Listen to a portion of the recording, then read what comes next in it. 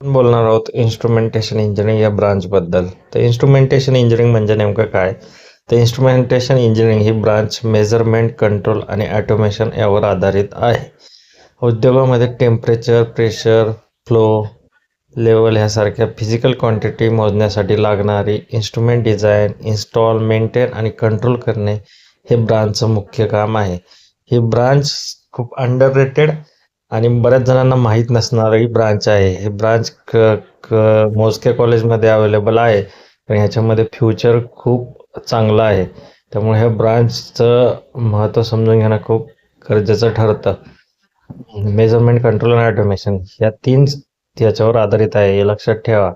ह्याच्यावरती वेगवेगळ्या प्रकारचे काम अवेलेबल आहेत, जॉब्स रोल्स अवेलेबल आहेत. त्याच्याबद्दल आज आपण बोलूया. थोडक्यात सांगायचं तर इंडस्ट्री चालू ठेवणारी इन्स्ट्रुमेंट्स आणि इन्स्ट्रुमेंटेशन कंट्रोल सिस्टीम म्हणजेच इन्स्ट्रुमेंटेशन इंजिनिअरिंग. जे उपकरणं किंवा इन्स्ट्रुमेंट आपण कंपनीत वापरतो त्या रिलेटेड असणारी ही ब्रांच, असं आपल्याला थोडक्यात सांगता येईल. ह्या ब्रांचमध्ये काय आहे ते आपण आता डिटेलमध्ये पाहूया.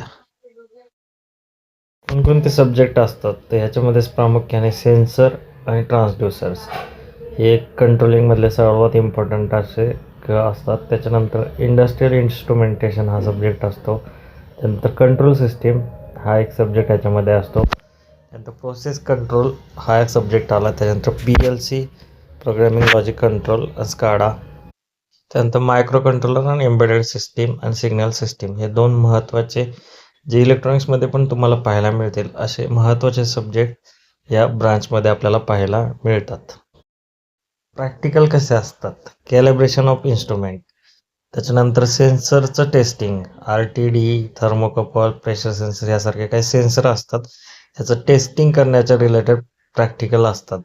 त्याच्यानंतर PLC प्रोग्रॅमिंग, त्यानंतर SCADA based monitoring, control loop experiment हे यातील काही महत्त्वाचे प्रॅक्टिकल्स आहेत. Instrumentation he hand on practical oriented branch आहे. हे खूप इम्पॉर्टंट कन्सेप्ट इंडस्ट्रीमध्ये लागत असतात. आता आपण यातल्या जॉब आणि करिअर ऑपॉर्च्युनिटी पाहत आहोत. इंजिनियर्स कुठे काम करतात हे आपण आता वन बाय वन पाहूया. प्रामुख्याने कोर इंडस्ट्रीमध्ये यांचा रोल असतो. केमिकल, केमिकल प्लांट्स, त्याच्यानंतर ऑइल अँड गॅस, जसं ONGC सारखी मोठी कंपनी, रिलायन्स इंडस्ट्री, याच्यामध्ये यांचे विशेषतः रोल्स असतात. पॉवर प्लांट्स, थर्मल आणि न्यूक्लिअर ह्यामध्येही इन्स्ट्रुमेंटेशन इंजिनियर्सला कामं असतात. त्यानंतर सिमेंट, स्टील आणि फार्मा इंडस्ट्री, त्याच्यानंतर ऑटोमेशन आणि IT यांचे जॉब असतात. त्याच्यानंतर PLC आणि स्काडा इंजिनियर म्हणून हे इन्स्ट्रुमेंटेशन इंजिनियर्स काम करू शकतात. त्यानंतर ऑटोमेशन इंजिनियर म्हणून यांचा रोल असतो आणि सिस्टीम इंटिग्रेटर अशा रोलमध्ये इन्स्ट्रुमेंटेशन इंजिनियर्स काम करतात. विविध गव्हर्नमेंट आणि पब्लिक सेक्टरमध्ये जसं की BARC, DRDO, ISRO, IOCL, NTPC, BPCL या मोठमोठ्या कंपनी आहेत. तसेच याचबरोबर तुम्ही हायर स्टडीसाठी MTech कंट्रोल ऑटोमेशन आणि रोबोटिक्समध्ये सुद्धा करू शकताच. त्याबरोबर MBA ऑपरेशन आणि प्रोजेक्ट मॅनेजमेंट करण्याची संधी याच्यानंतर मिळते.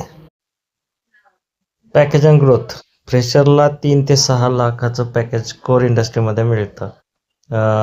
स्टार्टिंग इथूनच होते. जर एक्सपिरियन्स वाढेल तसं पॅकेज वाढत जातं. ऑटोमेशन आणि PLC स्किल असल्यास पॅकेज वाढतो. त्यामुळे स्किल असेल तर पॅकेज वाढायची संख्या.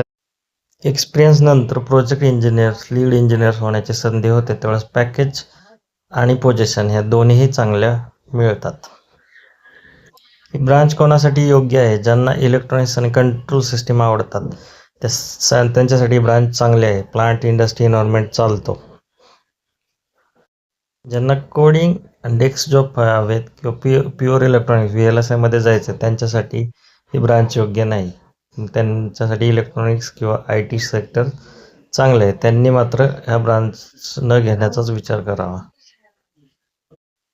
सो फायनली इन्स्ट्रुमेंटेशन इंजिनिअरिंग ही अंडररेटेड पण स्ट्रॉंग कोर ब्रांच आहे. ऑटोमेशन, स्मार्ट इंडस्ट्री आणि इंडस्ट्री 4.0 आणि आता 5.0 मुळे फ्युचरमध्ये डिमांड वाढत जाणार आहे. इंडस्ट्रीच्या बरोबरच ह्याची ग्रोथ चांगली होणार आहे. बरेचसे विद्यार्थी याच्यामध्ये चांगलं करिअर केलेलं आहे. तुम्हालाही संधी आहे. त्यामुळे ही ब्रांच सर्वांना माहीत व्हावे ह्या हेतूने आजचा व्हिडिओ बनवला होता.